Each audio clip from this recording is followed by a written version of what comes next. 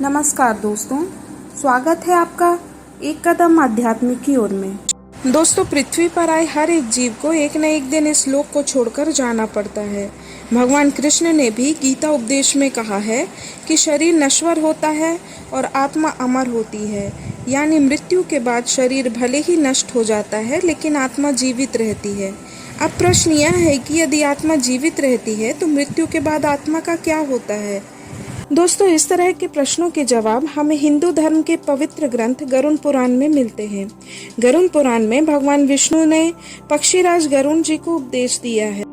पक्षीराज गरुड़ पूछते हैं, हे नारायण, मृत्यु के बाद आत्मा का क्या होता है और आत्मा अपने घर वापस क्यों आती है।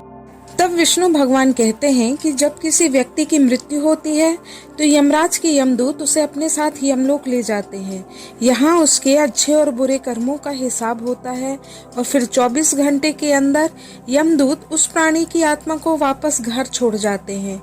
यमदूत के द्वारा आत्मा को वापस छोड़ जाने के बाद आत्मा अपने परिजनों के बीच भटकती रहती है और अपने परिजनों को पुकारती रहती है। आत्मा 13 दिनों तक अपने घर में ही रहती है, इसलिए मृत्यु के बाद 13 दिनों तक कई संस्कार किए जाते हैं। मृतक की आत्मा के लिए रोज भोजन निकाला जाता है। इसके बाद 13वीं की जाती है और पिंडदान भी किया जाता है। 13वें दिन जो ब्राह्मण भोज और पिंडदान कराया जाता है, उसी से आत्मा को मृत लोक से यमलोक तक यात्रा करने का बल मिलता है।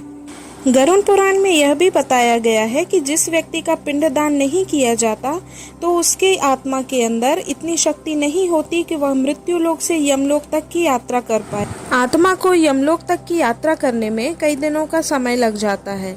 ऐसे में क्योंकि उसके पास शक्ति नहीं होती तो यमदूत उसे जबरदस्ती घसीटते हुए यमलोक की ओर ले जाते हैं और आत्मा को काफी कष्ट उठाना पड़ता है।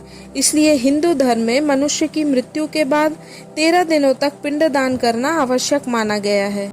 13वें दिन परिजनों द्वारा मृतक व्यक्ति के नाम का जो भोज कराया जाता है, अगर वह कर्ज लेकर किया जाए तो मृत व्यक्ति की आत्मा को शांति नहीं मिलती। इतना ही नहीं, गरुड़ पुराण में यह भी बताया गया है कि जो व्यक्ति जीवित रहते हुए अच्छे कर्म करता है, मृत्यु के बाद उसकी आत्मा को यात्रा के दौरान यमदूत कोई कष्ट नहीं देते, और जो व्यक्ति बुरे कर्म करते हैं उसकी आत्मा को यमदूत यात्रा के दौरान कई यातनाएं देते हैं और आत्मा को कई कष्ट भोगने होते हैं। गरुड़ पुराण में जन्म से लेकर मृत्यु और उसके बाद आत्मा के सफर तक के बारे में कई बातों का वर्णन किया गया है। ये ऐसे रहस्यों से पर्दा उठाता है जिनके बारे में जानने की जिज्ञासा कई लोगों के मन में रहती है।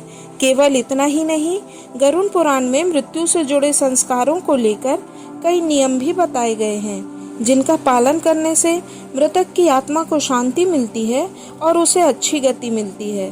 वहीं पूर्वजों के आशीर्वाद से व्यक्ति का परिवार खूब तरक्की करता है और सुख समृद्धि भी प्राप्त करता है। दोस्तों, यह कहानी आपको कैसी लगी कृपया कमेंट करके जरूर बताएं। इस तरह की और भी वीडियो देखने के लिए मेरे चैनल को सब्सक्राइब करें। मेरी और भी वीडियो देखना चाहते हैं तो उनके लिंक नीचे डिस्क्रिप्शन बॉक्स में दिए गए हैं। कृपया वीडियो को लाइक करें और शेयर जरूर करें। धन्यवाद। जय श्री राम।